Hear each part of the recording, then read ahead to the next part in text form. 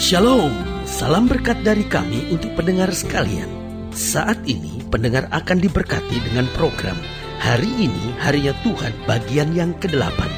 Sebuah program rohani tentang doktrin Alkitab yang menolong kita untuk semakin tertanam dalam kebenaran firman dan bertumbuh dalam kemuliaan. Bersama hambanya, Pendeta Gilbert Lumoindong, STH. Banyak orang merasa doktrin Alkitab sebagai sesuatu yang membingungkan. Tetapi tahukah saudara bahwa doktrin Alkitab intinya adalah memahami Alkitab dengan benar, dengan pemahaman yang sistematis, sehingga kita terus dapat tertanam di dalam kebenaran firman, sehingga kita terus bertumbuh di dalam kemuliaan Allah.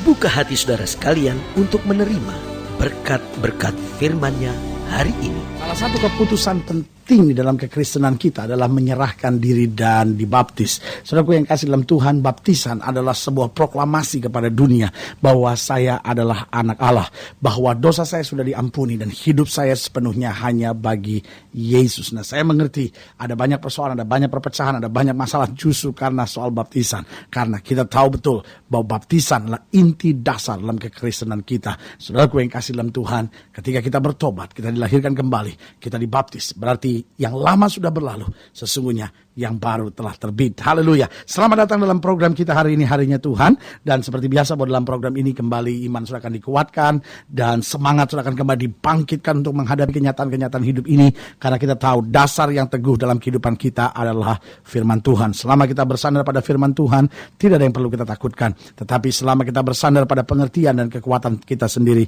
kita akan banyak dipermalukan.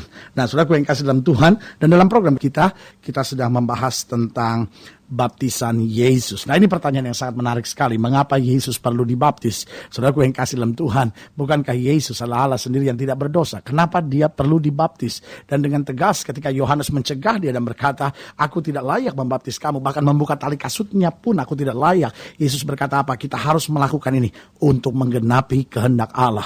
Berarti saudaraku yang kasih dalam Tuhan, pertanyaan kita hari ini adalah, jika Yesus saja Tuhan di atas segala Tuhan, Raja di atas segala Raja, menyerahkan dirinya untuk dibaptis, apatah lagi kita. Sudah saatnya kita menyerahkan diri dan dibaptis. Kalau Yesus saja mau ada di kolam, mau saja ada di sungai Yordan, membiarkan dirinya masuk ke dalam air, dan kemudian kemuliaan Allah memancar dari hidupnya, kenapa kita menolak untuk itu? Nah, saudaraku kasih dalam Tuhan, Lukas pasal 3 ayat 21 sampai 22, Lukas pasal 3 ayat 21 sampai 22, itu pembahasan kita dalam program hari ini, Harinya Tuhan.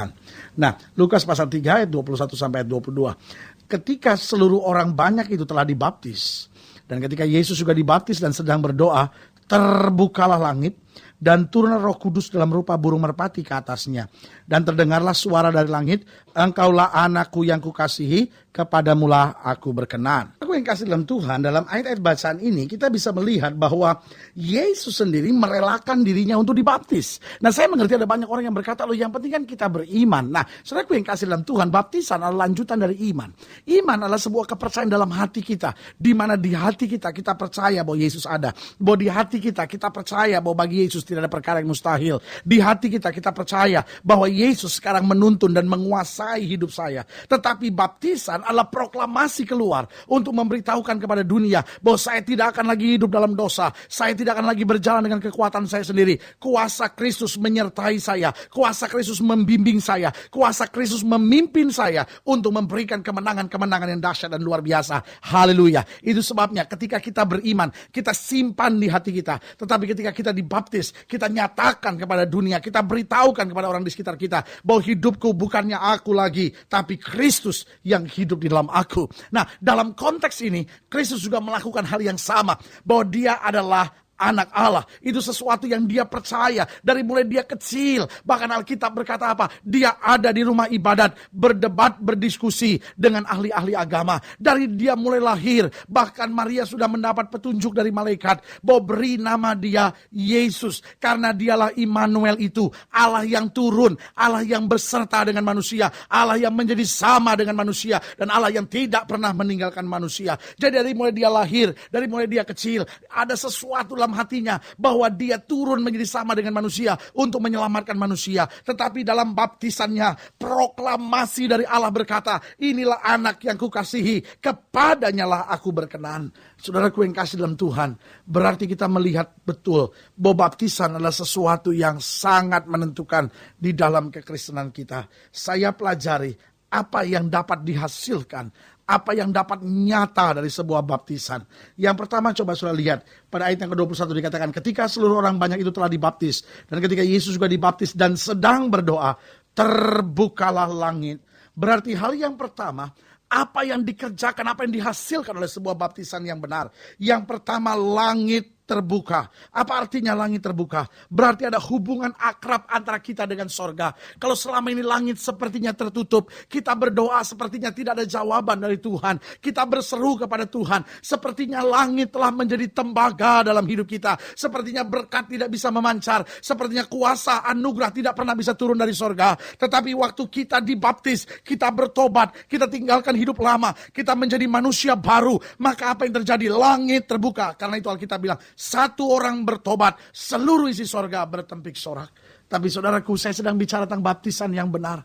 Kalau sudah dibaptis tanpa ngerti, kalau sudah dibaptis tanpa sadar, kalau sudah dibaptis tanpa pemahaman yang benar, sudah dibaptis hanya karena orang lain dibaptis, sudah dibaptis hanya karena tradisi baptisan berlaku, apa yang terjadi? Sudah tidak pernah akan mengalami arti baptisan yang sebenarnya. Arti baptisan yang sebenarnya justru terjadi ketika seorang itu bertobat, ketika seorang itu menyadari bahwa dia harus mati disalibkan dari segala kebiasaan daging, dari segala hawa nafsu dunia, lalu kemudian turun masuk ke dalam air sehingga dikuburkan bersama dengan Kristus dan bangkit kembali dalam kuasa kemuliaan yang luar biasa. Ini yang Alkitab catat sebagai langit terbuka.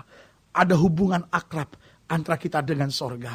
Kita dapat datang kepadanya apa adanya, tapi sekaligus kita bisa mendengar suara dari sorga. Kita bisa rasakan pimpinan sorga. Kita bisa melihat hal-hal yang dahsyat, yang luar biasa, yang sorga sedang sediakan buat kita. Berarti saudaraku yang kasih dalam Tuhan, apa yang dihasilkan oleh sebuah baptisan yang benar. Dari sebuah baptisan yang benar yang dihasilkan adalah langit akan terbuka bagi hidup kita.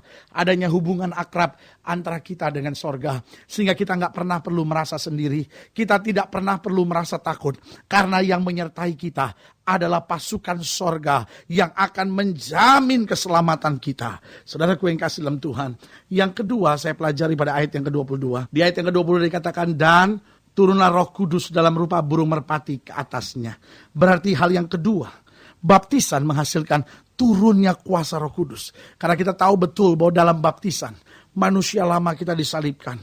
Manusia lama kita, manusia daging kita, manusia duniawi kita mati bersama dengan Kristus. Sehingga apa yang terjadi? Kuasa Roh Kudus perlu turun. Oh haleluya.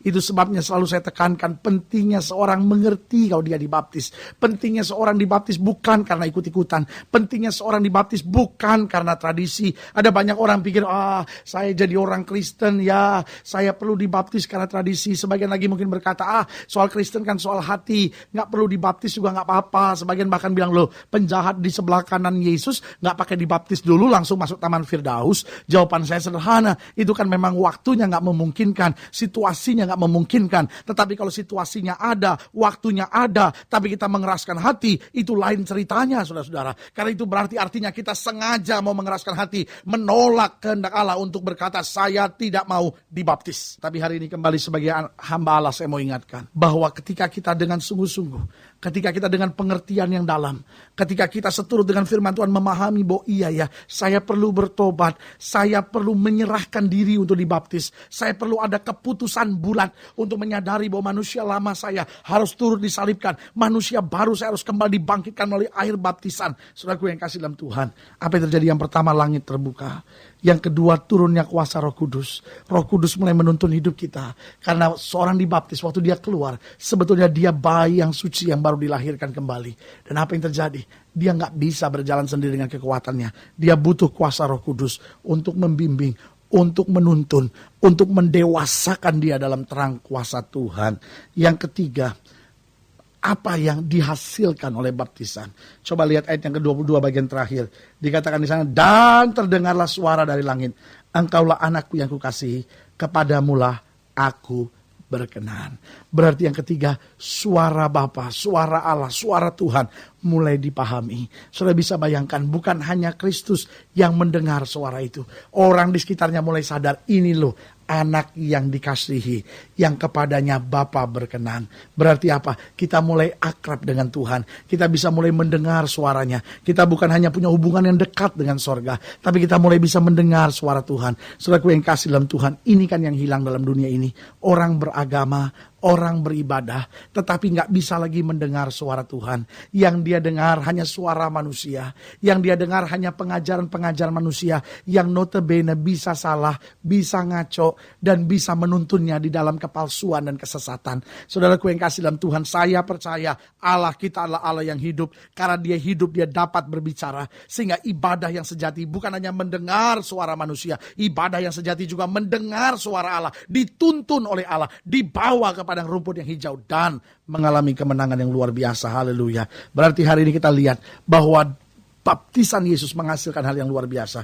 Yang pertama, baptisan menghasilkan langit terbuka sehingga ada hubungan akrab antara kita dengan sorga. Yang kedua, turunnya kuasa Roh Kudus sehingga kita gak berjalan dengan kekuatan kita sendiri, tapi dituntun oleh kuasanya. Dan yang ketiga, kita mulai akrab dengan Tuhan, mendengar suara Tuhan, menyadari apa yang Tuhan mau, memahami kehendak-kehendak Allah. Dan saudaraku yang kasih dalam Tuhan, kita akan berjalan dalam kemenangan untuk melihat kemuliaan yang luar biasa. Haleluya. Jika Bapak Ibu Saudara pendengar sekalian ingin dilayani lebih jauh, hubungi kami melalui telepon, hubungi kami melalui surat, kunjungi website kami, karena kami ada untuk membawa Bapak Ibu Saudara sekalian lebih dekat pada Tuhan, mengalami kasih, kuasa, dan mujizat yang luar biasa. Karena Yesus tidak berubah, dulu, kemarin, hari ini, sampai selama-lamanya. Haleluya. Jika Bapak Ibu Saudara pendengar sekalian ingin didoakan secara khusus, Saudara boleh taruh tangan kanan Saudara di dada, dan saya mau berdoa buat Saudara. Mungkin Saudara sakit, mungkin Saudara berbeban berat, mungkin rumah tanggamu sedang ada dalam goncangan, mungkin masa mudamu sedang ada dalam badai, atau mungkin Saudara seorang yang sedang bingung dengan pengambilan keputusan untuk dibaptis. Kalau Saudara ingin didoakan secara khusus, setiap Saudara boleh taruh tangan kanan Saudara di dada. Kita berdoa. Bapa, dalam nama Yesus, hamba doa buat setiap pendengar sekalian, mereka yang taruh tangan kanan di dada karena masalah, karena beban, karena persoalan kehidupan, atau karena kebingungan karena persoalan baptisan ini. Hamba berdoa dalam nama Yesus, singkapkan yang terselubung sehingga kami berjalan dalam baptisan yang benar, melihat kemuliaan Tuhan, mengalami kuasa Tuhan, langit terbuka, Roh Kudus menuntun, suara Tuhan kami dengar. Terima kasih Bapa, di dalam nama Yesus kami berdoa, dan kami percaya mujizat-mujizat Tuhan kami alami dalam kehidupan kami. Haleluya. Amin. Saudaraku yang kasih dalam Tuhan, kita sudah berdoa. Imani apa yang sudah doakan. Jangan takut. Hadapi hidup ini dengan sukacita. Hadapi hidup ini dengan bersemangat. Karena kita tidak pernah sendiri. Bersama dengan Yesus kita cakap menanggung segala perkara. Doa saya menyertai saudara. Sampai berjumpa pada program berikut. Dan jangan lupa, jadikan hari ini harinya Tuhan. Haleluya.